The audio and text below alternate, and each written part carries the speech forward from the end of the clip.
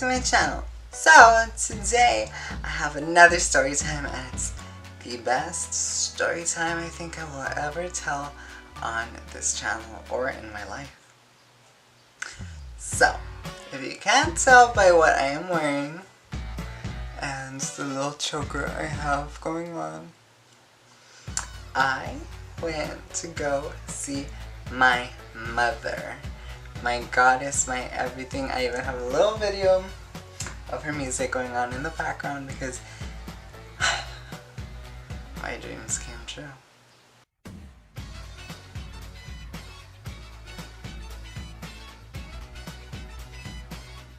So, I'll start from the beginning. Like, I mean the way beginning. Like when I first discovered her and she came into my life like a goddess.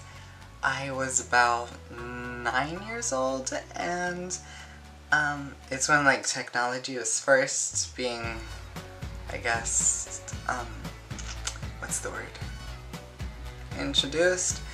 I was in my sister's bedroom and she had a ringtone, because at the time like TikTok was the most downloaded ringtone and song of 2010. So I heard it and I just like, I was like, what is that? I want that. Like, who is she? And so on my own, I was actually Your Love Is My Drug, which is the second song that I had googled by Kesha. And I just like fell into this rabbit hole of magical, beautiful, like extraordinariness that is Kesha. And ever since then, I fell in love. Like, there was no other artist out there like her, and she was so authentic and raw and talented.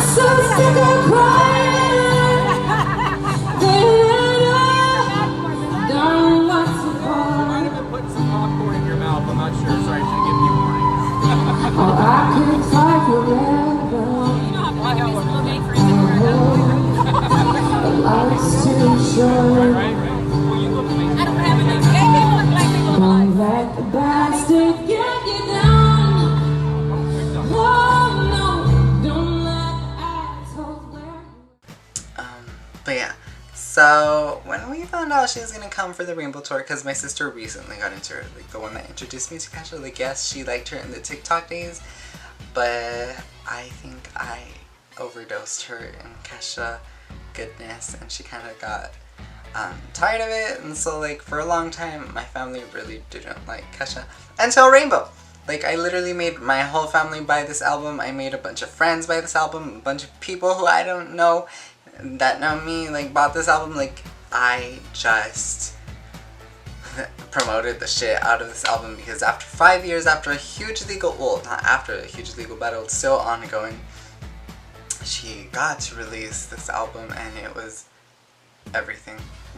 When Praying came on, it was so like profoundly like at all. I cried when she performed it live. I cried when she performed it at the Grammys. I cried knowing her struggle and her finally being able to release this music. So I had to see her live. Like, this was the time to go see her live. And so I was gonna go see her Rainbow Tour, but then she did the Macklemore and The Adventures of Kesha and Macklemore. So I had to settle for that. Unfortunately, they weren't doing meet and greets, or at least not in Austin, and so I didn't get to meet her, but I did make eye contact with her. So this plan had been ongoing since like last Christmas, or this past Christmas, and we were talking about going to see her, getting tickets, and blah blah blah. Like, it was set, but for some reason, I don't know what had happened. My sister said she knew something about like ticket sales and how they get marketed down and then up, and then so she was gonna try to figure that out. And so I was like, okay, cool. Like, as long as we get like front row seats, like close to her, I can see her, maybe get spit on, I'm good. So we waited and waited and waited, and like no one was buying the tickets, so I was like, cool, like more for me, like more attention for me to be there. And then out of nowhere, like all the tickets started disappearing, and I was like, oh my god, I'm not gonna be able to go. And so I was heartbroken for the longest time. I thought I wasn't going to be able to go. And then out of nowhere, my sister texts me like maybe a week or two before the concert. And she's like, there's some tickets, we can buy them, but I still think they might mark them down, so we can wait. So I was like, okay, we'll wait. Like, I'd rather have better tickets for cheap than just settle for some janky ass seats. And so we waited. We waited too long, and most of the seats were gone. Well, that's not true. There's really 2 good seats, and I don't know how to describe it. They're like sectioned off by letters, and so it was like section H and section C? I don't know how that works.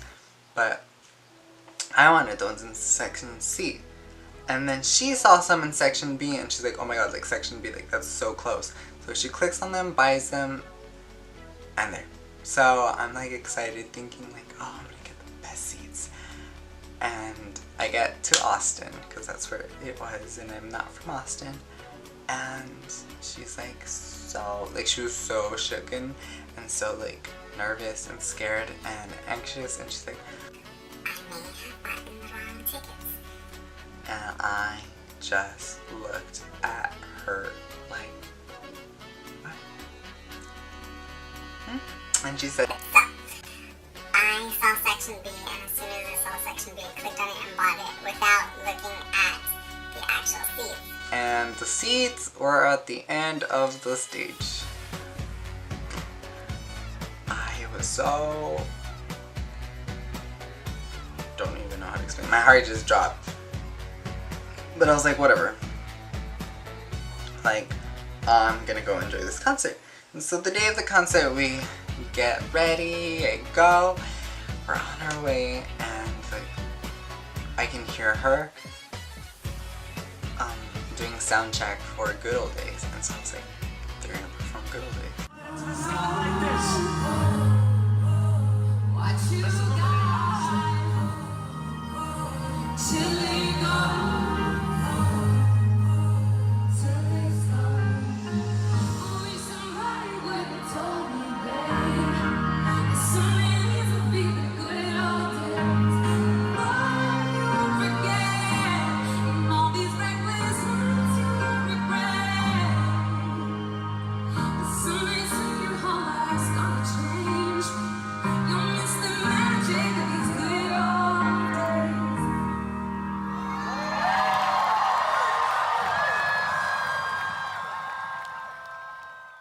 Like, they're going to perform Good Old Days, like they have to, like it's playing. And you know, the concert went on, I got to my seats, I realized like they're not the best seats, but they were so close to her and the stage. Like, footage does not do her justice. Nah. So I'm there sitting anxiously with all these little gay boys around me, and I'm just like there like waiting for her to come out and all her goodness. And finally she comes out, and she's so beautiful and statuesque. Like, I'm not because I'm a fan, I'm saying this, I'm saying it because it's true. Like, she is so much more beautiful in person than footage, and she's so skinny. Like, I didn't know she was skinny. Like, I knew she gained some weight, and I thought that was beautiful because, you know, she had an eating disorder, so I was like, good for her. But she's so skinny in real life, and I was like, oh my god, like, she's not human. She's and I was like, yes, like, yes, yes. Feed me with all your goodness, mother. Like, she was so beautiful. Like, I still can't comprehend, or it hasn't registered in my head that I've seen her live in person, that we were breathing the same air. I didn't cry because I was just so like staggered, and I I don't know how to explain this feeling. And as soon as she started to sing, everyone around me was dancing, screaming, yelling, and I was just in a state of shock. I just was staring at her, looking at her, feeding off the energy she was evoking, and I just was in love. Like, there's no type, I'm telling you, there's no type of love that I've experienced like the love I have towards her. So yeah, the concert was going on, and I was kind of like towards the back of the second row, and it was really close, but I didn't really get to interact with her, which I'm kind of like. And a lot of people in the first row did, like, they were like yelling, like, not yelling at her, but like speaking and interacting with her, and she would like come over to our side a lot, and I was just like, she's right there. But I couldn't speak, I couldn't do anything, I was just staring like a really psychotic psycho. The front row was having fun, like so much fun, and I was just there, and the second row, like, trying to process everything. And then as the concert would go on, I would like, because there was like some seats empty next to us, so I'd like scoot over and like get closer and like take footage and videos just to be closer to her. And then this girl, this fabulous girl, this fabulous, fabulous girl, this fabulous girl, she looks over, she like smiles, and she's like, come on, like, join me, like, come to the front row, like, it's fine. I was like, and so I look at my sister and I'm like, girl, like, I'ma go, like, this is everything for me, like, I came here for Kesha. And so I jump to the front row, and I'm there in the like ocean of bunch of sweaty, glittery, beautiful people. And I just, again, I'm just like trying to register everything. And then once I'm there in the front row, I look to the side because I feel like someone's staring at me. And so I look to the side, and there's this like really big, beefy bear looking at me and like smiling, and he's like, come here. And so I was like, ugh. And so like I was just really shy because like I may be like out there, but I'm actually really kind of shy in person, and I'm like a little social awkward penguin. And I don't know, like he looked like he was 30, and he was like macking on me, and I was just like, ugh. And so I was like, no, I'll stay here. And then during Take It Off, she was like at our side, and she's like, throw me your clothes.